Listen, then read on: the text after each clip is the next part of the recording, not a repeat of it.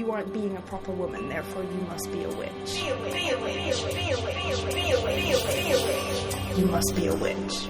So we started season 1 of this The Missing Witches podcast by telling the story of the artist, woman, witch behind the world's most famous tarot deck, Pixie Colman Smith. And so it seems fitting that to spark season 2, we dig into the life of another spectacular and forgotten tarot artist. This queen, this lady, in her 60s, as bombs rain down on London, dyes her hair red and navigates the night streets between the lords of London, the world's most famous magician and satanist, a feminist secret society, and a couple of young mathematicians, drawing a new world with new geometry. Lady Frieda Harris walked this crooked path in order to summon the knowledge she needed to bring a bright new divination deck to light. And then she retired to India to live on a houseboat. Lady Frieda Harris was perhaps the best friend the beast, Aleister Crowley, ever had. And she used her own art, financial resources, and strength of character to convince him to collaborate with her. A project they thought would last months turned into years and resulted in the luminous Thoth Tarot deck. 2 minutes on Crowley. According to Lon Duquette, he introduced America to astrology, Isadora Duncan to the I Ching, and the poet Victor Newberg to hiking and high magic.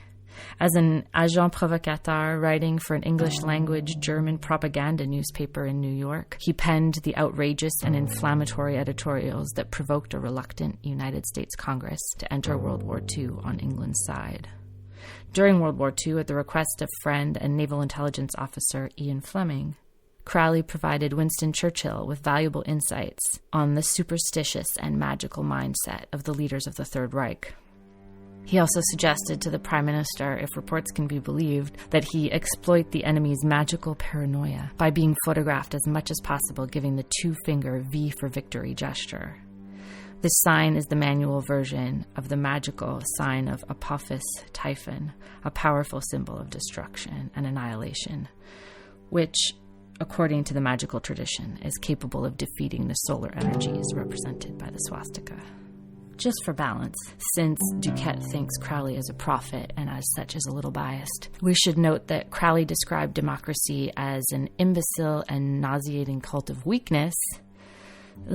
And biographer Lawrence Sutton calls Crowley a spoiled scion of a wealthy Victorian family who embodied the contradiction that writhed within many Western intellectuals of the time: deeply held racist viewpoints, courtesy of society, coupled with a fascination with people of color. Crowley also exhibited a general misogyny and described women as moral inferiors who had to be treated with firmness, kindness, and justice. I'll take justice. Crowley was also a desperate heroin addict, and at times a wonderful poet in the visionary style, and an unavoidable character in the recent history of magic, at least in the life of Lady Frieda Harris, who, despite the roller coaster of arrogance and neediness and insight and hilarity that was her friendship with him, remained a good friend to the end of his life. And she was truly inspired by the ideas he brought into harmony for her, from the Kabbalah to astrology, numerology, and Egyptian history, spirituality, and symbolism. And her tarot deck glows. It's alien and Art Deco and mathematical, hallucinogenic. Like Pixie Colman Smith's deck, every card is a work of art. It's not easy to find that much info on Lady Frieda Harris, but my favorite little bio comes from the website of the United States Grand Lodge of the Ordo Templi Orientis. Lady Frieda became a member of OTO in 1938 after befriending Crowley. According to their website today, the order still aims, 1, to create, maintain, and promote a structured society of men and women within the United States of America who are united by their acceptance of the law of Thelema, by a common interest in magic, yoga, and hermetic science, by the common experience of ceremonial initiation and sacramental ritual, by common pledges of fidelity, cooperation, and mutual aid, and by certain common ideals, namely individual liberty, self-discipline, self-knowledge, universal brotherhood, and opposition to tyranny, superstition, and oppression. 2, to manage and govern this society in substantial conformance with the principles set forth in the writings of Aleister Crowley and other historical leaders of Ordo Templi Orientis. Lon Duquette writes that Thelema, Crowley's religion, which is actually based on messages initially received by his wife Rose, just to be clear. Supposedly from the messenger of the god Horus while they were in Egypt on their honeymoon, has come to be known as the philosophy of life that presumes that each individual, like each star in heaven, is possessed with a unique orbit and function in the universe. A Thelemite is one who attempts to discover and execute their unique will.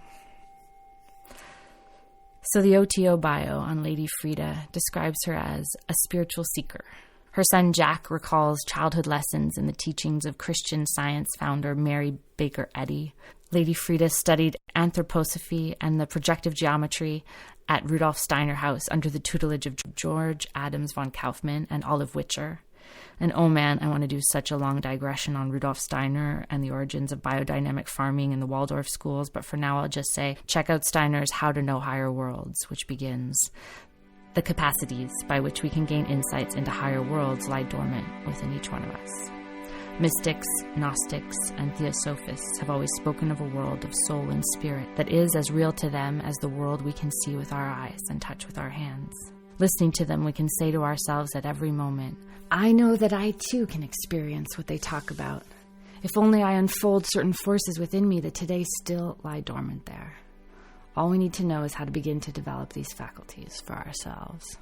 Harris was a co-Mason. That's the radical feminist branch of Masonry that not only accepted all people equally, but also did away with the provision requiring belief in a god, at least for a while.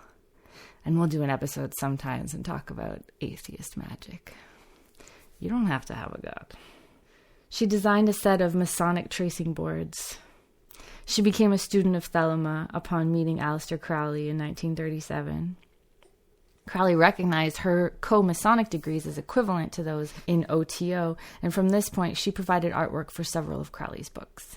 On May 5th, 1938, Crowley borrowed for Frieda a copy of a secret publication containing a description of the cards of the tarot.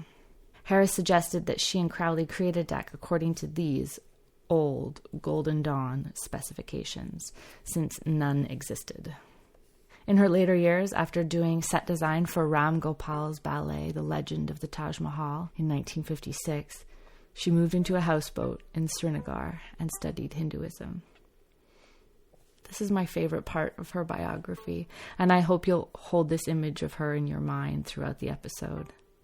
The lady in her 80s, rocking to sleep at night in a houseboat in Srinagar, the summer capital of Jammu and Kashmir, on the banks of the Jhelum River. Lady Frieda Harris lived from 1877 to 1962. She was the wife of British Parliament member and Liberal Chief Whip and Deputy Leader of the Liberal Party, Percy Harris.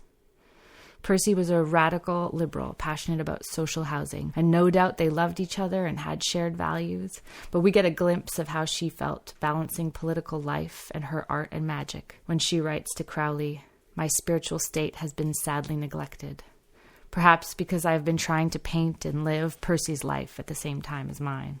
Now these circumstances are giving me a chance. I have had 3 days rest, the first in 2 years, and I have even had time to read a bit of magic and try to assimilate your book.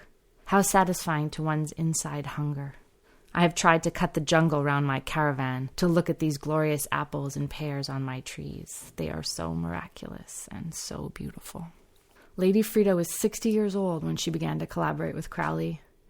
Crowley was deep into a heroin and cocaine addiction, broke, and infamous for, among other things, painting occult symbols on an island off New Hampshire while living there alone for weeks, and getting kicked out of his Sicilian commune with 2 of his lovers and their 3 children after a child and another follower died from the unsanitary conditions, and being dubbed the wickedest man in the world by the tabloids. Alternately desperate for cash and desperate to pass on the framework of his philosophy and insights into the universe, he began the work of the Thoth Tarot. The collaboration was largely long distance, so there are these piles of letters between Lady Frieda and the wickedest man in the world to offer insight into their process. Based on the letters, the two were great friends with huge mutual respect who sometimes made each other fucking crazy. Harris worked much of the time in a small caravan with the complete darkness of blackout at night and bombs literally falling around her. She writes, I have done the 10 of Swords, and promptly Russia takes up arms. Where are we going? Then later, we are driven mad with soldiers here. The deck was deeply important to both of them.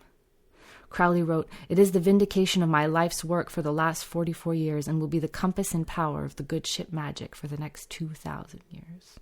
Harris struggled with the work and struggled to manage Crowley, who repeatedly asks her in these letters for more money than the monthly stipend she was already paying him to work on the cards. Nevertheless, she loves the work. And like every seeker, the struggle to see the patterns in the violence and beauty of life consumes her. She writes, I have been reading your truly magical book. Oh no, I do not pretend to apprehend it, only it is like music, and the only kind of writing I want to read. Only it makes me feel as if I lived in a desert and I am mighty thirsty. Shall I never get on a bit? Yoga practices I never seem to advance in. I cannot live more quietly, but even then the business of living takes time. I am positively alarmed at the prospect of the end of this work. As if I do not get any more handed to me, I shall have to return to the awful life I have escaped from in my conscience during the last 2 years, and I doubt if I can. I do not think the ritual of magic is much good to me. I seem to have to draw everything I want to understand. Thank you beyond words for all your help, patience, and understanding. At any rate, thanks to that, you have penetrated a slight amount, and in the far distance I can see a bit of what the wisdom of the past and the present might mean. I do wish I could do better. I feel like a lump of undigested suet. There is one more thing. I do not think those cards will sell if you include any sort of ritual. People generally are afraid of being made fools of, getting bad luck by associating with black magic, especially at these times when the world is all crossing itself to avert the evil eye. The weather. I don't find it too bad. It really is lovely to look at. The trees are encased in ice. I have never seen anything like it. Living and walking, everything ordinary has assumed a rare and dignified aspect, with the elements completely out of control. Also the howling wind and this new invention, ice-snee, which is neither raining nor snowing, keeps everyone away. So I can read, paint, or cook to my entire satisfaction, also slither up and down the ladder to my studio, which provides the necessary exercise and danger to stimulate me and keep me warm. For the cards, I have put no name for the artist. I don't want to. Something informs me that I am lost if I take credit or publicity in designing the cards as an artist. Please understand this. No one can. The opposition against you in Oxford is very strong. My business is to get money to publish these cards if possible, and this is nearly impossible in the present war condition. I have been successful through using what influence I possess in getting at people with money to come and see the exhibition. This is using my social position foully. If they suspected that the cards were inspired by the arch-magician of black magic, what do they even mean? They would withdraw their patronage. I have had this conveyed to me politely and impolitely. Therefore, if you come to the private view or show up in any prominence, this attempt to launch the cards is doomed, and all the work and money lost. Can you be so large-minded and detached as to keep away until the thing is launched? If you court notoriety, it is sure to appear ultimately that you are the source, because so many people know it, and I am really afraid of the avalanche which will fall on me. I am trying to keep out too, because I am bored by occult people. Loathe commercialism, do not want fame or notoriety, do not want money, but yearn, long desire for solitude. Any financial success will be yours. I have had my reward in the work. I wish I could paint in crystals. I wish I could paint in crystals. Dear Aleister, I do hope it's going to come out. I am simply sweating. That fool won't stand still, and I do hope it is going to be all right and you'll be satisfied. I can't do it well enough. Every sort of obstacle, damp weather, intense cold, an impossible situation of living in a caravan in midwinter. I am more than duty, but I dare not leave as much as do this as well as I can without interruption. I can hear the rumblings of a tumultuous world through the apple trees. If only it is all right. It has got all the symbols, only I've never seen any traditional card like it, and it has gone so far from the little bearded man, which it never was, for it appears to me as Christ and Buddha and Harpo and Pierrot and Harlequin and the giant panda and every other foolish and adorable person. And of course, I can't make a pastiche of all those, though I try, and indeed now I have forgotten how to spell. Why haven't I got living fire which could weave musically these beauties? I can't do it with pigment. I want poetry and music and light, not colored chalks. I do hope you're serious about this. You must be. You couldn't have written Tao Te King with your tongue-in-cheek, even with your beastly cleverness and adroit subtlety. Yours sincerely, Frieda Harris. Dear Aleister, I am very sorry, but I am unable to protect you from yourself. Out of the inextricable confusion of your real and bogus financial affairs, I find only one thing, that you will always be in a muddle, and that to attempt to help you is like filling a leaking cistern, and I do not propose to begin to do so. I have told you always I have a weekly allowance, and that my lessons from you are saved out of that, and I cannot draw from the bank more than I have. Anything in the nature of speculation is quite foreign to my nature or my pocket. Your campaign of giving people too much to eat and drink in order to placate them in the great work is all wrong, and I expect you know it. If only you could be simple and dignified, people would flock around you to get what they really want in these hard times. That is the help of a colossal brain, but instead you cook for them because you are bored by them, and incidentally would like them to produce the wherewithal to stock your fantastic restaurant and cellar. Can't you stop? I suppose you can't. This is not my affair, but please do not try to get me to help. You prevent me from doing what I would like to do, and that is work on the tarot book with you, as I absolutely refuse to be entangled by your efforts to boost an absurdity. What a pity. I fear even now the work will be unfruitful. The house of God appears to me as a vortex, not a mouth. Or is it yours, which can't be filled by mortal effort, try as you may? Yours sincerely, Frieda Harris. Around this same time, he wrote to a lawyer friend, "The tarot is an atlas of and guidebook to the universe. It has been my daily study since February 99, and my researches have cost me several £1,000s. I have long determined to construct a pack embodying all the knowledge gained from anthropology, comparative religion, and so forth. Lady Harris offered to execute the cards from my designs. It was agreed that I should have a 2/3 share in the venture. From my rough sketches and descriptions, under my continual inspection, subject to my constant correction, I made her do some cards over again, 5, 6, even 8 times in one case. She made the set now on show at the Berkeley Galleries. There is one exception. The card numbered 1 was not shown to or authorized by me. I suspect a trick in this. She damaged the property by offering it for sale at cost price, thus alienating the libraries and booksellers and reducing my 2/3 interest to nil. I value the copyright at something like 20,000. A crude, vilely drawn and colored, ignorant, inferior pack, published in 1902 or thereabouts, has sold over 1,000 copies every year.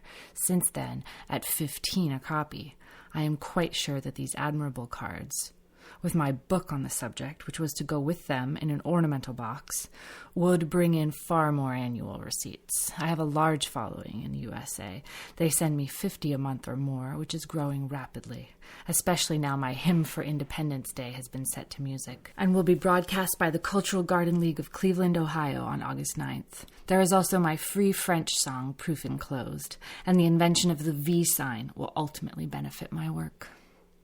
I first want to establish my 2/3 claim in the copyright. Secondly, my controlling interest in the cards themselves. If necessary, damages for her sly, underhand, sneaking, dishonorable, and dishonest action in giving this show without my approval and destroying the whole value of the copyright. Note bene, P.S. The property is actually vested in the OTO, Mr. Carl Germer, 1007 Lexington Avenue, New York City, is my Grand Treasurer General, and we had perhaps better sue in his name. Note bene, P.P.S. Lady H's real motive is to conceal her 4 years' close association with me. Rather silly, then, to provoke a lawsuit. I shall ring up Saturday a.m. early. Perhaps you could lunch with me. Yours sincerely, Aleister Crowley. P.S. A friendly settlement is being tried. Don't do anything until I see you again. A.C. Harris set up and funded a series of shows of her works, as well as a limited edition of 200 decks of the cards, and that was the only time the Thoth deck would be published in either her or Crowley's lifetimes. And after the tarot project, Harris and Crowley maintained a friendship. It waxed and waned, but ultimately, they stayed close. Crowley could be a difficult person to like, and Harris was a strong enough character to step away from his tantrums and to throw a few of her own. Over the years, she continued to help him financially, and in the end, she was one of 2 executors of his will. The way he writes about her makes my stomach churn sometimes, and though his ideas are interesting and helpful to some of my own instincts about magic, I am much more interested in her cards, and in the math she studied to make them, and in the worldview of a person who has to draw things to understand them. The geometry she used was an evolution of strict Euclidean geometry developed by Descartes in the 17th century. It's called projective synthetic geometry. Descartes' ideas derived from mathematical and mystical ideas, in particular his non-Euclidean axiom of parallels meeting at infinity. Harris took courses in projective geometry from, and made friends with, Olive Witcher and George Adams. Adams had become interested in projective geometry as a path for exploring theoretical physics that didn't chase the discovery of the atom. Paul Dirac, one of the most significant physicists of the 20th century, formulated the Dirac equation, which describes the behavior of fermions and predicted the existence of antimatter, and he often said that when he was developing quantum mechanics, he used his favorite branch of mathematics, projective geometry. So far, I can only scrape the very top of understanding this, though, so if you are a math witch who can explain more, please write to us at missingwitches@gmail.com. I find it haunting anyway that this path, the one that doesn't lead to the atomic bomb, ends up being at the heart of the patterns and equations of quantum mechanics. And these meetings between Olive Witcher, George Adams, and Lady Frieda Harris inspired the complex geometrical patterns in the cards. And they attempt to illustrate a mathematical revelation about the very nature of the universe. Something about the infinite being inside each of us as the lines meet. As above, so below. Adams and Witcher proposed mathematically that the infinite midpoint of non-Euclidean space was to be found in the plant world in every bud. The idea was connected with that of the lemniscatory correlation of figure 8, or infinite shape, between space and counterspace. In Richard Kaczynski's essay, Projective Geometry in Early 20th Century Esotericism, he writes, "Higher math is, by its nature, an esoteric pursuit plumbed by a relatively small group of scholars and specialists. Projective geometry, after its 19th century zenith, found a new incarnation in a different kind of esotericism, the world of mysticism and magic. Here, the concepts of duality and of shapes without measure are understood to demonstrate that scientific principles govern growth and beauty in nature. Furthermore, these principles apparently exert their generative influence on the world from an ideal creative space or counterspace that is knowable to the trained mind. While the specifics may remain obscure even to many of the faithful, their significance has been preserved in the seminal writings of Kaufman and Witcher. And courtesy of the imaginative hand and eye of artist executant Frieda Lady Harris, projective geometry has also been disseminated surreptitiously in Aleister Crowley's immensely popular Thoth Tarot, whose beautiful and mysterious images beckon viewers to explore the depths of its secrets. The influence of projective geometry on Harris is obvious when one looks at the Thoth Tarot cards themselves. Although Crowley specified the major design elements for each card, he left Harris a comparatively free hand in respect to insignificant details, as he would write.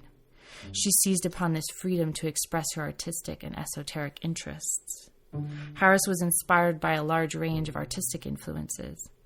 Her depiction of adjustment recalls the work of Aubrey Beardsley, while the tower is rendered in Picasso's jarring and disjointed cubism. Elsewhere, she references surrealist, expressionist, symbolist, and Art Deco styles. As first noted by Hoffman, projective geometry appears throughout, in both striking foreground images and subtle background textures and patterns. While not every card draws on Kaufman's teachings, geometric designs and arrangements, both projective and Euclidean, are prevalent. The Thoth Tarot's tremendous popularity, I have suggested elsewhere that it is second only to the ubiquitous Rider-Waite deck, has introduced images and concepts from projective geometry to vast audiences who otherwise might never have considered non-Euclidean mathematics. In a lecture she gave about the cards, Lady Frieda Harris wrote, "Now the tarot cards, that I have seen seem to represent the thought of the period in which they were designed. I have made an effort in this present pack to embody this current mode of the century. Therefore, I have tried to introduce among the cards the element of time.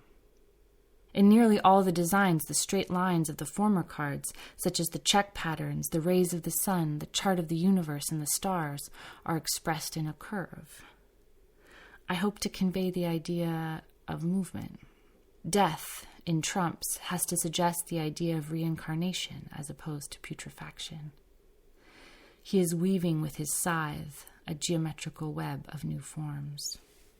I think if you are listening to this podcast, you are, like the Lady Frieda Harris, like Crowley and Amy and I and all the witches we've been missing, a seeker. Maybe ceremonial sex magic makes sense for you. Or maybe you are a nature witch, most at peace and empowered by the sound of trees. Or a city witch, math witch, lab witch, art or activist witch, healer or gardener, solitary or community organizer. Either way, you are like Harris's figure of death, weaving a geometrical web of new forms, bringing new life from the dark, new kinds of connection and kindness to light, returning from wild journeys to meet at the center point of infinity, to rock together in the belly of the houseboat, to paint a better world in crystals. You must be a witch. Thanks for listening to the Missing Witches podcast. Be sure to come back Wednesday for Witches Found, where I'll be talking to another amazing artist, witch, Marigold Santos. In the meantime, if you want to get in touch, we're at missingwitches@gmail.com, Instagram, Facebook, and Twitter at missingwitches.